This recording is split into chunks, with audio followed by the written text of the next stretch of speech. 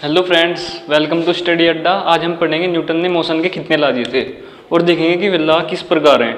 चलिए स्टार्ट करते हैं। न्यूटन ने मोशन के मेनली 3 लॉज दिए थे, तो देखते हैं चलो न्यूटन ने मोशन के क्या क्या लॉ दिए थे। तो न्यूटन्स लॉ ऑफ मोशन आज हम पढ़ेंगे, आज हमारा ये टॉपिक है। ठीक है, न्यूटन ने मोशन के 3 लॉज दिए थे। तो वे लॉ क्या क्या थे? सबसे पहले first law of motion, first law, उसके बाद सेकेंड लॉ और उसके बाद थर्ड लॉ ऑफ मोशन। ठीक है, न्यूटन ने मोशन के 3 लॉ दिए थे, तो इन्हें सीक्वेंस वाइज हम पढ़ेंगे कि ये लॉ क्या क्या है। फर्स्ट लॉ क्या बताता है? फर्स्ट लॉ ने हमें इनर्शिया बताया था कि what is inertia. Okay, second law ने फोर्स की डेफिनेशन बताई थी और थर्ड लॉ जिसे एक्शन रिएक्शन लॉ भी कहा जाता है। तो चलिए देखते हैं कि न्यूटन ने मोशन के कितने लॉ हमें दिए थे, उसने डिफाइन करेंगे अच्छी तरीके से। तो पढ़ेंगे न्यूटन्स का फर्स्ट लॉ ऑफ मोशन। तो नंबर 1 है Newton's first law of motion. First law of motion, Newton's के फर्स्ट लॉ ऑफ मोशन का दूसरा नाम है law of inertia. Law of inertia इसका दूसरा नाम है। ठीक है, तो चलिए देखते हैं न्यूटन्स का फर्स्ट लॉ ऑफ मोशन क्या था। न्यूटन्स के फर्स्ट लॉ ऑफ मोशन के अकॉर्डिंग न्यूटन्स ने बताया था कि यदि कोई बॉडी है और हम उस पर एक्सटर्नल फोर्स ना लगाएं, यदि हम उस पर कोई भी एक्सटर्नल फोर्स ना लगाएं तो उसकी पोजीशन कभी भी चेंज नहीं होगी। जैसे कोई भी बॉल ग्राउंड में पड़ी हुई है, ठीक है, कोई भी बॉल ग्राउंड में है और हमने उस पर कोई भी फोर्स नहीं लगाया तो वो ग्राउंड में वहीं की उसी पोजीशन पे रहेगी। जैसे कोई भी बॉल यहाँ है तो वो यहीं रहेगी, कब तक? जब तक इस पर कोई भी एक्सटर्नल फोर्स अप्लाई नहीं होने का। ठीक है, तो न्यूटन्स का फर्स्ट लॉ ऑफ मोशन यही बताता है कि यदि हम किसी बॉडी पे कोई एक्सटर्नल फोर्स अप्लाई ना करें तो उसकी पोजीशन चेंज नहीं होने की। ठीक है, और यदि कोई बॉडी मोशन में है और यदि हम उस पर कोई एक्सटर्नल फोर्स अप्लाई ना करें तो वो रेस्ट में नहीं आने की। ठीक है, वो मोशन में ही रहेगी। जैसे ये कोई बॉल है और ये ग्राउंड पे मूव कर रही है तो ये मूव ही करती रहेगी, कब तक? जब तक कि इस पे कोई भी एक्सटर्नल फोर्स अप्लाई नहीं होने का। लेकिन इस पे फोर्स ऑफ फ्रिक्शन इसके अपोजिट डायरेक्शन में अप्लाइड होता रहता है। ठीक है, इस कारण से ये बॉल कुछ टाइम बाद रुक जाती है और यदि हम फोर्स ऑफ फ्रिक्शन को भी हटा दें तो ये बॉल कभी नहीं रुकेगी। ओके, तो इसे ये था फर्स्ट लॉ ऑफ मोशन। तो लिखते हैं लॉ ऑफ इनर्शिया क्या है। लॉ ऑफ इनर्शिया को समझने से पहले सबसे पहले समझते हैं कि इनर्शिया क्या होता है। इनर्शिया, तो इनर्शिया समझेंगे सबसे पहले। इनर्शिया क्या मतलब होगा? इनर्शिया क्या मतलब होता है? इनर्शिया किसी भी बॉडी की इनहेरेंट प्रॉपर्टी होती है। क्या? Inherent property. Inherent property,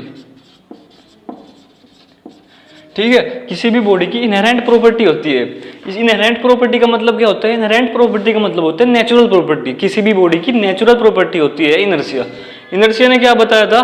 inertia ने बताया कि यदि हम किसी बॉडी की पोजीशन चेंज करना चाहें, किसी बॉडी की यदि हम पोजीशन चेंज करना चाहते हैं तो वो उस चेंज में रेजिस्ट करेगी।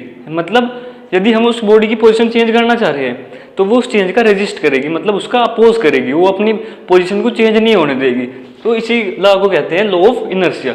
इनर्शिया भी 3 टाइप्स का होता है, inertia of rest, inertia of motion and third one is inertia of direction.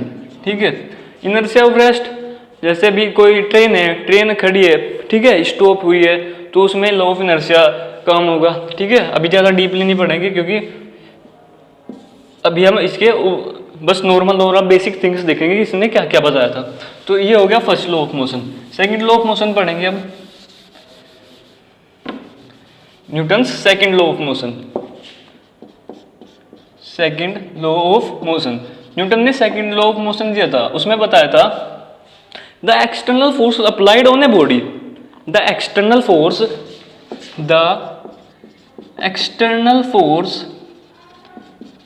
applied on a body is directly proportional to the force applied to the external force applied on it। Oh sorry, mistake होगी थोड़ी सी।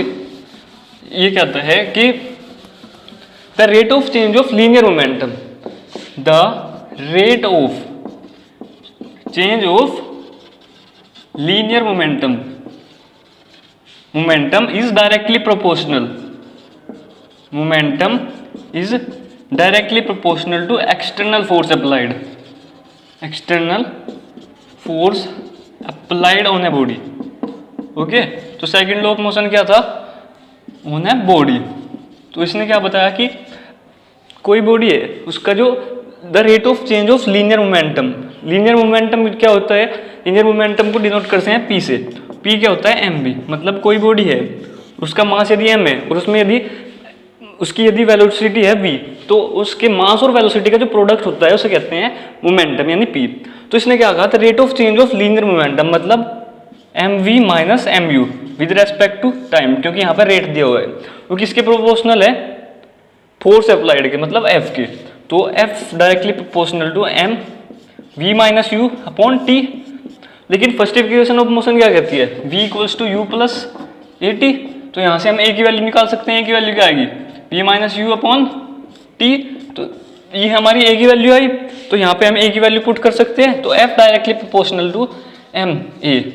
तो जब proportionality का sign हटाते हैं तो एक constant आता है, कांस्टेंट मान लेते हैं k आया, तो k प्रोपोर्शनलिटी का साइन हटा और इसकी जगह इक्वल्स टू आगे कांस्टेंट k आ गया, तो k m a। k की वैल्यू क्या होती है a1, तो फोर्स क्या आया m a। तो जो हमारा सेकंड लॉ ऑफ मोशन होता है उसने हमें फोर्स की डेफिनेशन बताई है, और फोर्स की ऐसा यूनिट क्या होती है, ऐसा यूनिट होती है इसकी न्यूटन। ठीक है, इसकी न्यूटन फोर्स की ऐसा यूनिट होती है। और जो दूसरी सीजीएस यूनिट होती है वो उसकी डाइन होती है। ठीक है, सीजीएस यूनिट ऑफ फोर्स क्या होती है, डाइन। तो ये था second law of motion. Okay, अब पढ़ेंगे थर्ड लॉ ऑफ मोशन क्या था। तो थर्ड लॉ ऑफ मोशन का दूसरा नाम है एक्शन रिएक्शन लॉ। ठीक है, तो देखते हैं एक्शन रिएक्शन लॉ क्या है।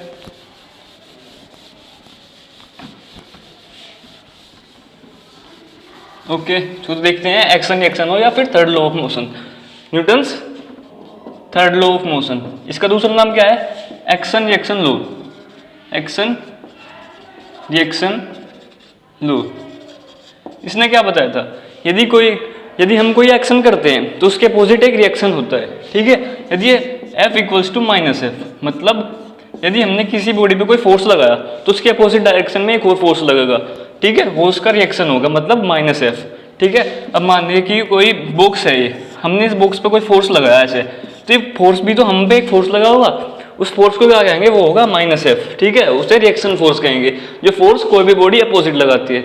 जैसे कोई गन फायर करती है, जब कोई गन से हमने फायर किया तो क्या होगा, गन से फायर करने पे जब जैसे ही गन से गोली आगे को निकल के भागेगी, तो जैसे जितना फोर्स आगे को लगा इतना फोर्स पीछे को लगेगा, तो पीछे को लगने वाला फोर्स होता है वो रिएक्शन फोर्स होता है, उसकी वजह से हाथ में झटका महसूस होता है।